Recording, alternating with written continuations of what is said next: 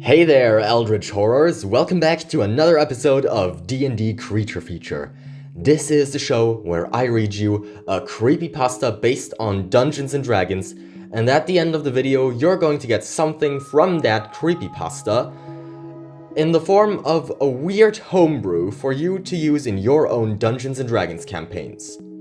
Now, if you want to get caught up on the lore of this series, because there is in fact an overarching story that you can follow, and want to know who these two freaks on screen are, I suggest checking out the playlist on my channel. There's many more creepypastas in there, and if you enjoyed this video, then you might enjoy those too. So anyways, without further ado, let's start tonight's less spooky and more girly fanficky story. So, let's go. An Aberrant love story. It felt so nice to finally be in an actual village again. Val and I had spent the last week or so wandering through the middle of nowhere, and now that we were finally at the cusp of civilization again, we decided that we deserved a little relaxation. The village we found our way to looked genuinely breathtaking. It was built around a massive lake, with very clear and nice looking water. A lot of the village was surrounded by woods, but not the spooky kind that we usually had to put up with, instead being quite lush and populated with various animals. Even the inn we were residing in was significantly less grimy and sketchy than the other ones we had previously encountered.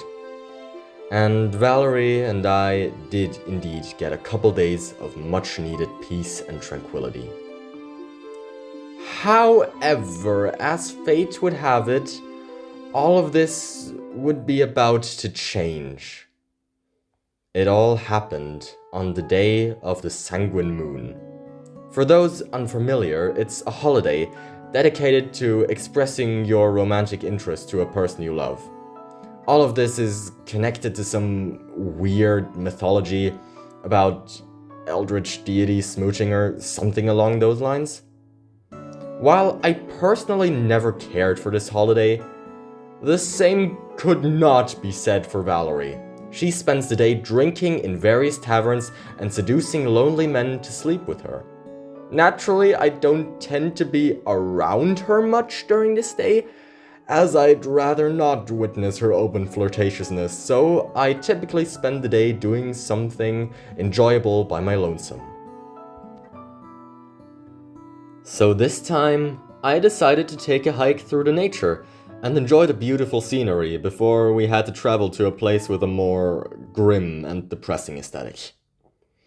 After a short while of wandering up a forested hill, I came across some kind of gastronomy and decided to take a break and drink some water there. The inside of the building looked very cozy, and there were a lot of people chatting and laughing. I spotted a few young couples there, and in all honesty, the sight of them being so happy with one another made me a tad envious. For a while I just sat at a table, ordered a drink or two, and enjoyed the sun rays hitting my skin, before eventually going to the restroom. Unfortunately, I am one of those people who spend way too much time in there as a result of me being able to drift off into thought more easily when I'm in a small secluded environment, so I must have been there for a few minutes before I heard the screams. After these blood-curdling shouts of agony filled the air, I rushed out of the bathroom only to witness something infinitely worse than my sister flirting. The whole floor was drenched in blood, and there were fresh bodies piled up in all corners of the room, all of them having ripped open chests and missing hearts. And in the middle of the gruesome scene, there stood some kind of ghastly creature. It was vaguely humanoid and about as tall as me. Its head resembled the skull of a wolf, with strange jagged horns protruding from the sides of the skull. The rest of its body was composed of bones, organs, and muscles, with no skin to speak of, and an exposed beating heart. And finally, there were 4 fleshy tendrils seemingly made up of veins and intestines, ending in sharp, knife-like tips made of bone growing out of the creature's back. I instantly knew that this thing could not be natural, and something very wrong was happening here. Before I had the chance to act, the creature leapt towards me, unleashing a terrifying cry.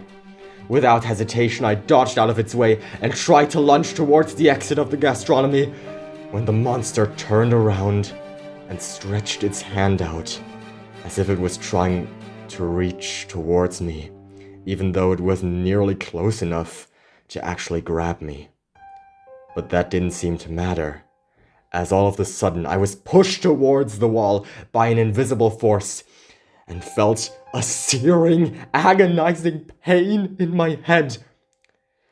The monster then slowly stumbled towards me, growling and drooling. Its face was soon inches away from mine, and it opened its animalistic jaws, ready to bite my head off. However, I had faced enough monsters over the past years that I knew what to do in situations like this. So I discreetly slipped a dagger out of my pocket and plunged it into the heart of the beast, praying that it wasn't immune to regular weapons. Luckily, it worked, and the creature tumbled on its back, screaming in pain, as the power that was pushing me against the wall began to fade.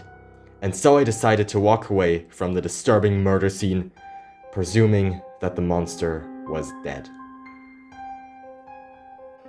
But just to be 100% sure, I looked over my shoulder as I was heading out, and discovered that something very strange had happened. The monster was gone, and on the spot where its body had fallen, there now lay a woman. My curiosity had been piqued, so I cautiously inched closer, still carrying my dagger in hand, fearing that the creature may have been a malevolent shape changer, and this was but a trick to lure me back in. The young human woman laying on the floor, surrounded by corpses, had long, unkempt dark hair, and was wearing a frilly black gown that looked a bit worn and had a few bloodstains on it. Her hands and forearms were covered by surprisingly fancy silky gloves, and her skin was quite pale. But aside from her body appearing somewhat emaciated, she had nothing in common with the monster whose place she took. Initially, her eyes were shut, but after she heard me approach, her eyelids snapped open and she clumsily got up on her legs and backed away from me. I hastily tucked the dagger away again. "It's okay, I'm not here to hurt you. Are you alright?" I attempted to lower her guard. "Well, I'm fine, thanks," the black-haired lady mumbled, regarding me with a very glassy look in her eyes. "Who are you? How did you get here?" I questioned. "My name's Charlotte. I was cursed a few years back and now people die because of me," the woman explained with a frankly unsettling nonchalance. "So you were the monster that killed all these people and attacked me?" I stuttered, trying to grasp what exactly was happening. Charlotte simply nodded in response. "It's hard to control myself when I'm transformed," she then added. The way she spoke about her ghoulish transformation and the manslaughter she had just committed mere moments ago with such naturalness was quite scary to me, even if I tried my best to conceal that fact. Despite it being unclear to me if she had any real malicious intent, I kind of figured that I couldn't just leave her be, or else it would be only a matter of time before she'd transform again and go on another murderous rampage. Thus, I came up with the following suggestion. "You know, Charlotte, my sister and I were monster investigators. Perhaps we could cure you of this curse." The moment I had spoken these words, she stared at me in utter amazement. You can do that?" she asked me with much more emotion in her voice. We might be able to do it, but we don't really know yet. Please don't get your hopes up, I tried to explain to her. The wide grin that had crept across her face when I revealed that I may have been able to cure her maledict quickly regressed into a much smaller smile, but she still seemed somewhat hopeful. Then, Charlotte and I began to travel back to the beautiful lakeside town that me and Valerie had spent the past days in. During our journey, Charlotte frequently stopped to relish in the pretty scenery, absolutely adoring all the flora and fauna, and shouting, "Look, Edgar, an undomesticated mammal!" every time a squirrel or something similar crossed our path. Despite her reaction slowing us down a bit, I couldn't help but find it adorable how happy she was. While walking, the two of us began to talk, and Charlotte revealed the disturbing fact to me that she was so excited about our little nature hike because she hadn't been exposed to much nature in the past 6 years. Upon asking her why that was, she revealed to me even more bone-chilling information that she had previously hid. When I was 15 or 16 or something, I was infected with my curse, and some kind of secret organization came to my house and just kind of abducted me, she explained. These people were interested in my transformation, and they decided to, train me. They forced me to do things. Bad things, and I... If you don't feel comfortable speaking about these things, then you don't have to, I reassured her as I noticed that she was beginning to hyperventilate a little. In all honesty, I didn't even want to imagine what the people she was talking about made the poor girl do, but I sure as hell felt sorry for her. Eventually, the sun began to set, giving rise to the moon, and its crimson coloration made me remember that today was the day of the sanguine moon. Naturally, Charlotte was enthralled by the beauty of the blood-red solar body, so we took a quick break from traveling in order to sit down in the grass and enjoy the view a little. "Whoa, do you know why the moon looks like that, Edgar?" she asked me, skittering a little closer to me. Well, today is the day of the sanguine moon. It's supposed to be a holiday where you tell someone whom you love that you want to be with them. The whole thing is kind of oversaturated and way too commercialized nowadays, but the initial idea behind it is really sweet, I explained to her. So, love like hugging and kissing? Charlotte inquired in a very wholesome manner that brought a smile to my face. I guess you could say that, yes, I giggled. I don't remember the last time I was hugged, and I've also never been kissed before, she expressed with a bit of disappointment in her voice. Hey, that's nothing to be ashamed of, especially since you were locked up in that facility for years. Besides, if you really wanted to, you could easily find someone who'd kiss you, I assured her. That last sentence must have intrigued her, as she looked me directly in the eyes and questioned, "Do you seriously think so?" I mean, yeah, you're friendly, you seem to be quite knowledgeable, you have a lot of humor, and you're also really pretty, I listed. Charlotte's face instantly turned pink.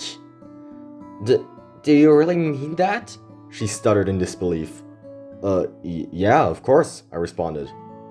Oh, wow, thank you, Edgar. Normally, people don't refer to monsters as pretty, Charlotte commented. Do you find yourself pretty? I inquired. To be honest, when I look in the mirror, all I see is a monster. I've caused so much death and misery over the years that I highly doubt that anyone who knows what I'm capable of could ever fall in love with me. I don't know if I even deserve to be loved anyway, she muttered, and I began to feel even worse for her. After she said that, I planned to comfort her and perhaps give her a hug. But before I had the chance to, Charlotte suddenly whispered, "Wait, Edgar, do you hear that?" I stayed quiet and began to listen more intently, and noticed the sound of footsteps. "Charlotte, what's going on?" I spoke before several people in black cloaks that had the letters CFMA written on them began surrounding us, all of them wielding wands. "Young man, unhand the creature immediately," one of them commanded. "Don't fret, Edgar," Charlotte said before stepping in front of me. "I can handle them."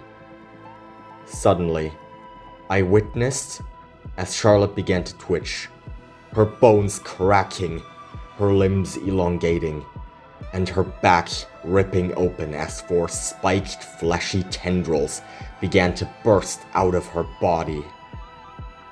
It didn't take long before the kind and gentle woman that I had spent the day with was transformed into the gruesome beast that had attempted to kill me. And I couldn't do anything but watch as the monster cleaved the mages into pieces, telepathically tore them to shreds, clawed their chests open, and ate their hearts.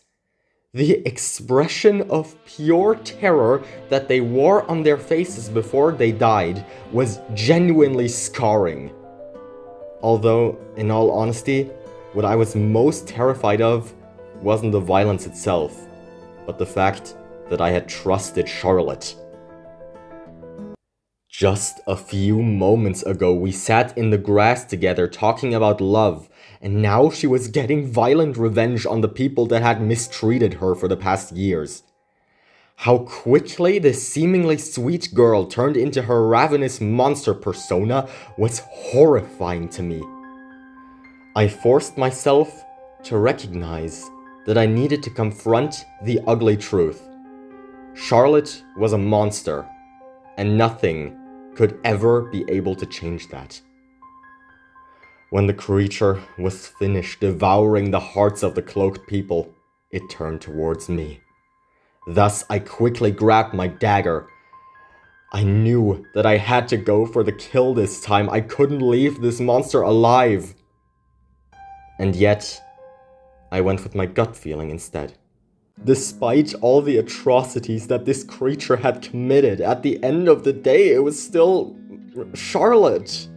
The woman I had promised to heal of her curse. The woman who had poured her heart out to me when we were walking through the woods together. And so I didn't attempt to stab her. Hey, I nervously spouted, slowly backing away as the growling creature trembled closer. I just wanted to tell you that you, really shouldn't be so hard on yourself. My words didn't appear to influence the monster's actions in any way. It, yet again, stretched out its hand, preparing to use its psionics on me. You know, even if all these murderers are kind of bad, everyone makes mistakes sometimes, am I right? I stuttered, soon realizing how stupid all of this sounded.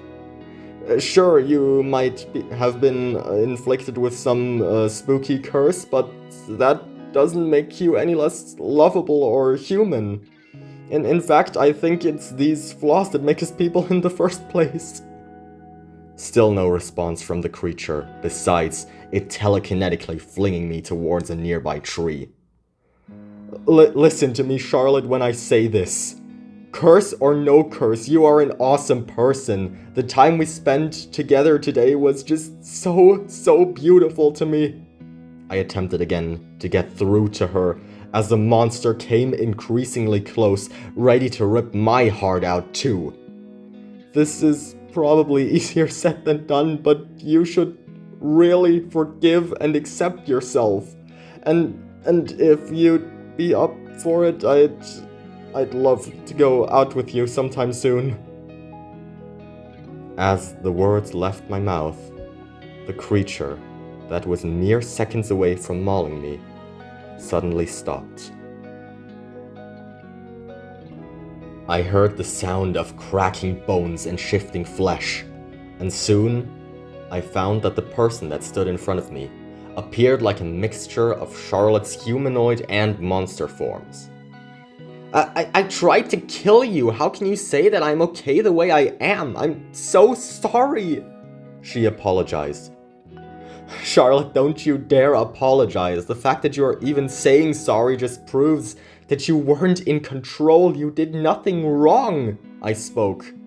I know that you just can't magically get rid of your self-loathing, but please just be kinder towards yourself. Also, I wasn't kidding when I said I'd like to go out with you. A bright smile appeared on her face, and a little tear formed in her eye. And I sincerely didn't care that her appearance was still half monstrous when I pulled her into a tight hug. Then, she kissed me. Soon after, we returned to the village, where we stumbled upon a severely sleep-deprived Valerie. I introduced Val to Charlotte and told her about everything that had happened to us. Valerie took some time to study Charlotte's curse and came to the conclusion that she had no clue how to cure it. But Charlotte wasn't all too disappointed. Well, I guess that's okay. Maybe I can just learn how to control my transformation instead, she exclaimed. The three of us spent a few more days together in the village before Charlotte, or Lottie as I began to call her near the end of our vacation, informed us that she'd be departing in order to go on a journey of self-discovery. We said our goodbyes and promised that we'd see each other again. When Lottie had left, and Valerie and I were also on our way out of the village in order to look for another creepy adventure elsewhere, my sister told me, "Edgar, next time we come across her, please just marry her on the spot."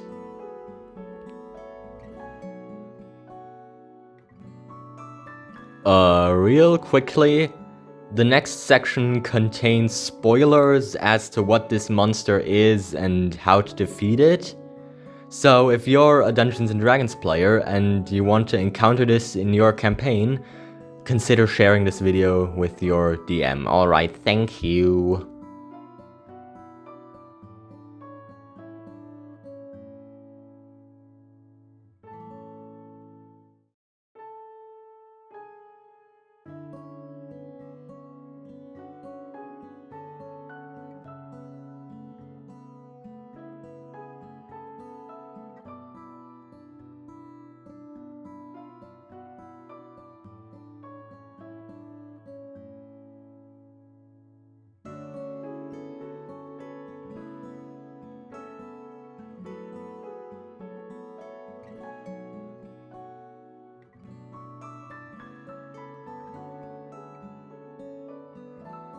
Okay guys, I hope you liked this creepypasta and I hope you liked the Nahual monster. I think it's my favorite monster that I've made myself so far because I just love the theming of it. And if you also liked it and you're thinking right now, "Aw man, I really love the Nahual, but I'm not a dungeon master, I'm a player and I can't incorporate it into my character," then you're in luck. Simply wait for Wizards of the Coast to release whatever book contains the Scion class that's apparently upcoming, play a Metamorph Scion, and flavor it as a Nahual, so that way you can play your very own body horror themed girl failure. Also, alternatively, you might be thinking right now, "Man, what is this cringy dark romance wannabe? I came here for spooky stuff." Well then, you're also in luck because the next video is going to be very wild. Some might say psychotic even. Nah, but in all seriousness and weird nerd voice aside, thank you so much for watching this video. If you liked it, then it would greatly help me and the channel if you'd like and subscribe. And anyways, I'm bad with outros, so peace out and stay spooky, fellas. Bye.